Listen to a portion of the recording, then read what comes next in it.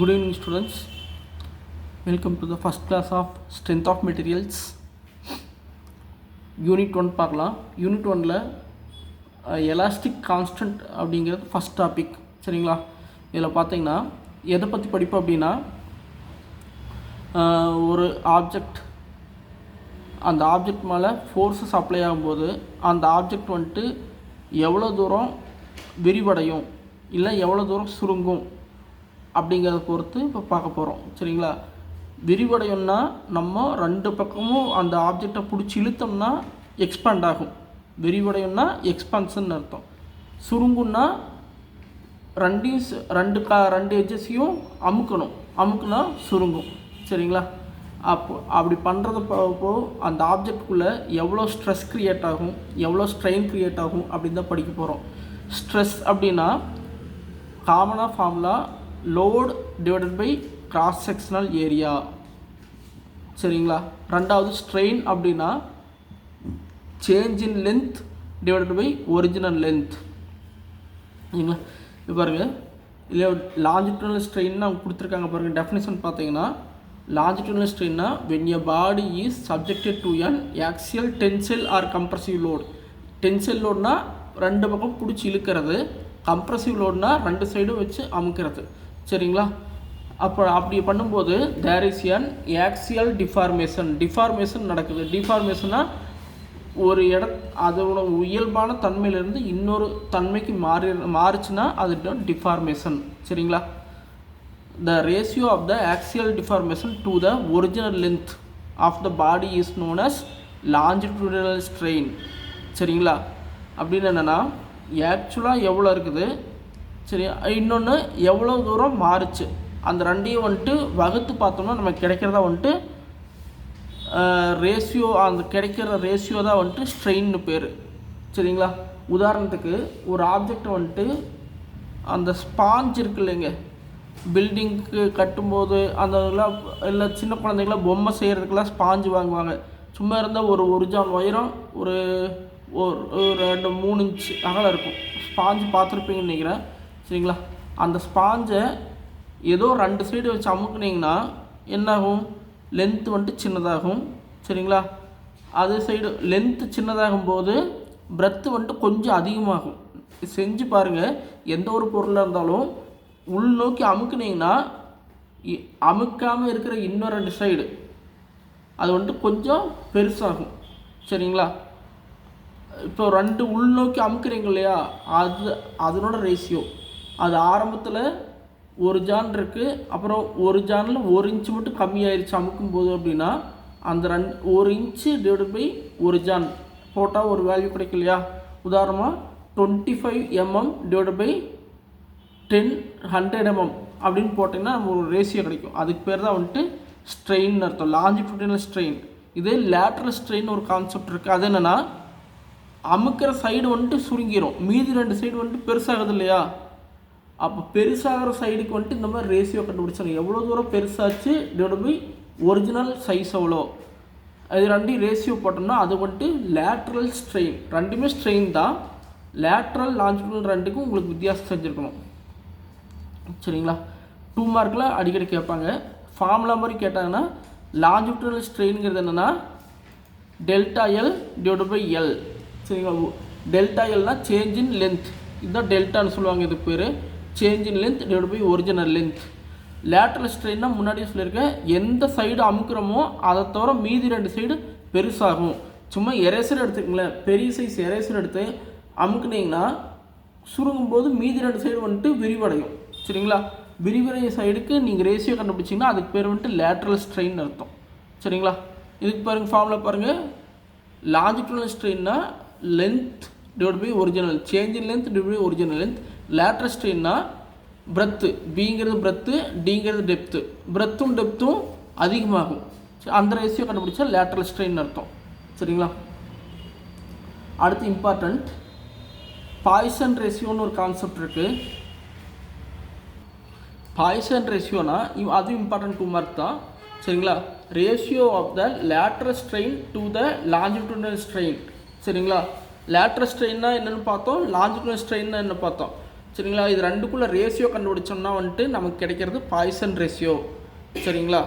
இது என்ன simple denote பண்ணுவாங்கன்னா மியூன்னு டினோட் பண்ணாங்க. யூ போட்டு முன்னாடி கொஞ்சம் லென்த்தாக லைன் இழுத்துடணும். ஜூம் பண்ணி காமிக்கிற பாருங்கள் எந்த மாதிரி சிம்பிள் இருக்குன்னு பாருங்கள். சரிங்களா. இந்த மாதிரி யூ போட்டு முன்னாடி ஒரு சின்ன லைன் இருக்கும், சின்ன டாட் மாதிரி கொஞ்சம் மட்டும் லைட்டாக கீழே இருக்கணும். சரிங்களா. இது வந்துட்டு பாய்சன் ரேஷியோன்னு சொல்லுவாங்க. ஃபார்முலா அப்படி சொன்னோம்னா lateral strain divide by longitudinal strain. அப்போ லேட்ரல் ஸ்ட்ரெயின் வேணும் அப்படின்னா என்ன பண்ணலாம்னா இந்த லாஞ்சிடியூடினல் ஸ்ட்ரெயினை இதோட மல்டிப்ளை பண்ணிக்கலாம். சரிங்களா. இப்போது அடுத்தது இந்த முக்கியமான மைனஸ் பாருங்கள். மைனஸுங்கிறது எப்பவும் லேட்ரல் ஸ்ட்ரெயினுக்கு போது லாஞ்சிடியூடினல் ஸ்ட்ரெயின் வந்துட்டு மைனஸில் தான் கிடைக்கும். சரிங்களா. ஏன்னா lateral strain is opposite in sign to the longitudinal strain. எப்போயுமே எப்படி லாஞ்சிடியூடினல் ஸ்ட்ரெயின் வந்துட்டு சுருங்குது அப்படின்னா லேட்ரல் ஸ்ட்ரெயின் என்னாகும், விரிவடையும்.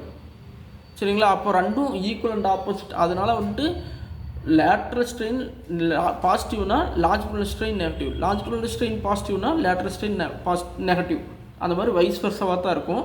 அடுத்த பாயிண்ட் வந்துட்டு பாய்சன் ரேஷியோங்கிறது மேக்ஸிமம் என்ன ரேஞ்சில் இருக்குன்னா 0.25 0.33 வரைக்கும் இருக்கும்.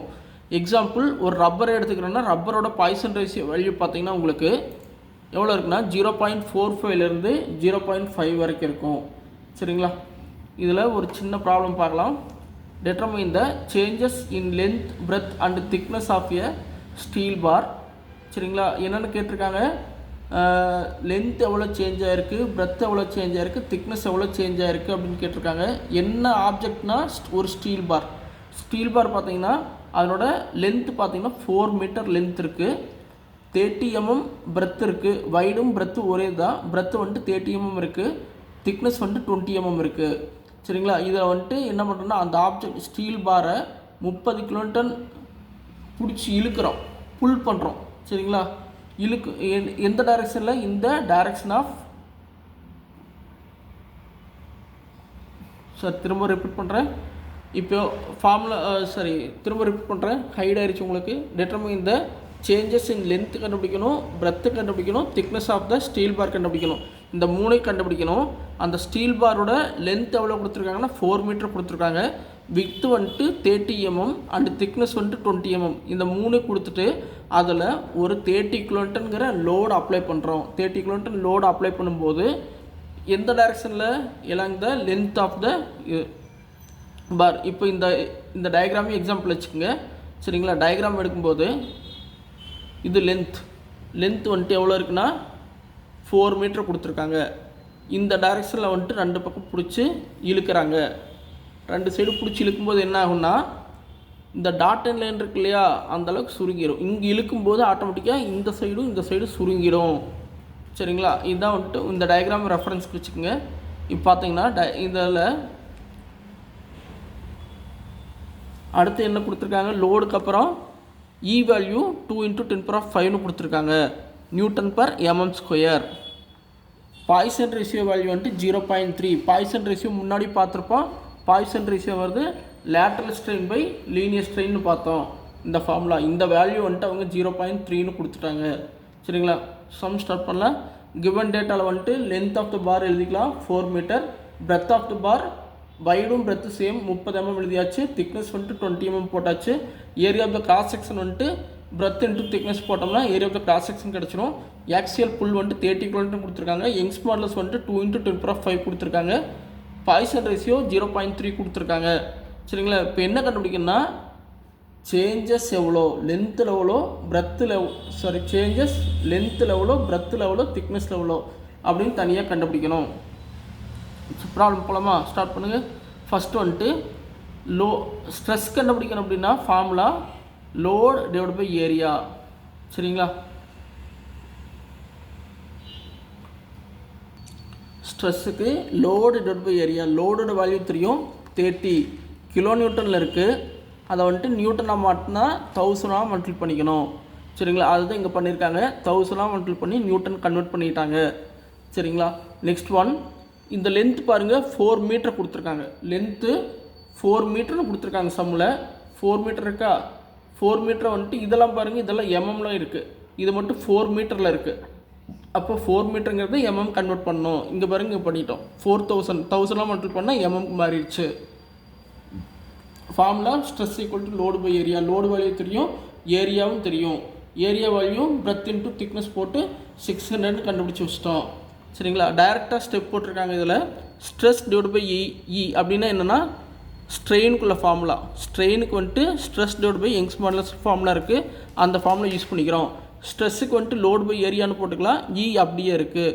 லோடு வேல்யூ நமக்கு தெரியும், ஏரியா வேல்யூவும் தெரியும், இ வேல்யூவும் தெரியும். 3 சப்ஸ்டியூட் பண்ணோம்னா எவ்வளோ ஸ்ட்ரெயின் கிடச்சிரும். ஸ்ட்ரெயின் வந்துட்டு 0.0025. சரிங்களா? இதுதான் வந்துட்டு ஸ்ட்ரெயினோட வேல்யூ. சரிங்களா? அது ஸ்ட்ரெயினோட வேல்யூ கண்டுபிடிச்சாச்சு. ஸ்ட்ரெயினோட ஃபார்முலான்னா டெல்டா எல் டிவைட் பை எல்னு ஒரு ஃபார்முலா இருக்குது. அந்த வேல்யூ வந்துட்டு 0.00025 கண்டுபிடிச்சிட்டோம். அடுத்தது அப்போது நமக்கு இதில் ஒரிஜினல் லென்த் வேல்யூ தெரியும். ஒரிஜினல் லென்த் வேல்யூ வந்துட்டு 4000 கொடுத்துருக்காங்க. அப்போ டெல்டா எல்ல மட்டும் எவ்வளோ?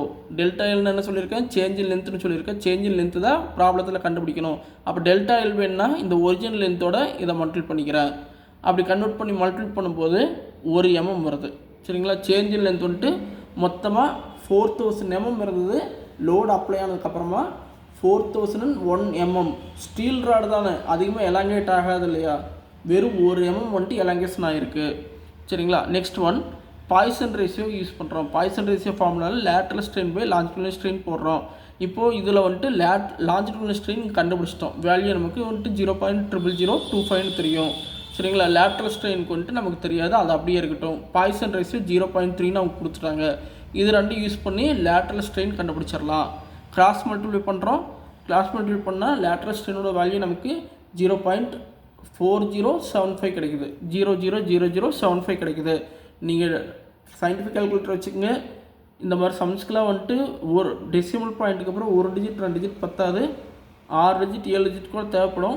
சரிங்களா? கேல்சி கம்பல்சரி வேணும், ப்ராக்டிஸ் பண்ணிக்கோங்க. இப்போது லேட்ரல் ஸ்ட்ரெயின் கண்டுபிடிச்சாச்சு. லேட்ரல் ஸ்ட்ரெயின்னா நமக்கு ஃபார்முலா தெரியும். Change in length by original change in breadth divide by original breadth or change in depth by original depth. சரிங்களா? இப்போது இந்த லேட்ரல் ஸ்ட்ரெயினோட வேல்யூ நமக்கு தெரியும், கண்டுபிடிச்சிட்டோம். Is equal to delta b divide by b. B வந்துட்டு நமக்கு கொடுத்துருக்காங்க. பிரெத் ஆஃப் த செக்ஷன் வந்துட்டு நமக்கு 30 கொடுத்துருக்காங்க. அந்த 30 சப்ஸ்டியூட் பண்ணி இந்த லேட்ரல் ஸ்ட்ரெயினும் பியும் கிராஸ் மல்டிபிள் பண்ணோம்னா டெல்டா பி கிடச்சிரும். Delta b value 0.00225. அப்போ என்னென்னா அவ்வளோ எம்எம் வந்துட்டு எலாங்கைட் ஆகிருக்கு அப்படின்னு மீனிங். சரிங்களா? அதே மாதிரி திக்னஸ் எவ்வளோ சேஞ்ச் ஆகிருக்குன்னு கண்டுபிடிக்கிறதுக்கு இதே லேட்ரல் ஸ்ட்ரெயினோட திக்னஸ் வந்துட்டு எவ்வளோ ப்ராப்ளத்தில் கொடுத்துருக்காங்க, 20 கொடுத்துருக்காங்க. அந்த 20யோட மல்டிபிள் பண்ணோம்னா திக்னஸில் வந்துட்டு எவ்வளோ இன்க்ரீஸ் ஆகிருக்கு இல்லை டிக்ரீஸ் ஆகிருக்குன்னு நமக்கு தெரிஞ்சிடும். சரிங்களா? சரி, தேங்க்யூ. இன்றைக்கி ஃபஸ்ட் கிளாஸ் பேசிக் ப்ராப்ளம் ஒன்று பார்த்துருக்கோம். நாளைக்கு யூனிவர்சிட்டியில் கேட்ட ப்ராப்ளம் சொல்லித்தரேன். சரிங்களா? ரெகுலர் கிளாஸ் போட்டுடலாம். இது மாதிரி உங்களுக்கு முடிஞ்ச அளவுக்கு ரெக்கார்டே பண்ணி உங்களுக்கு யூடியூப்பில் சென்ட் பண்ணிவிட்டு யூடியூப் லிங்க்கை வந்துட்டு உங்களுக்கு யூடியூப்பை அப்படியே சென்ட் பண்ணி ஓப்பன் பண்ணி பார்த்துக்குங்க. சரிங்களா? தேங்க்யூ.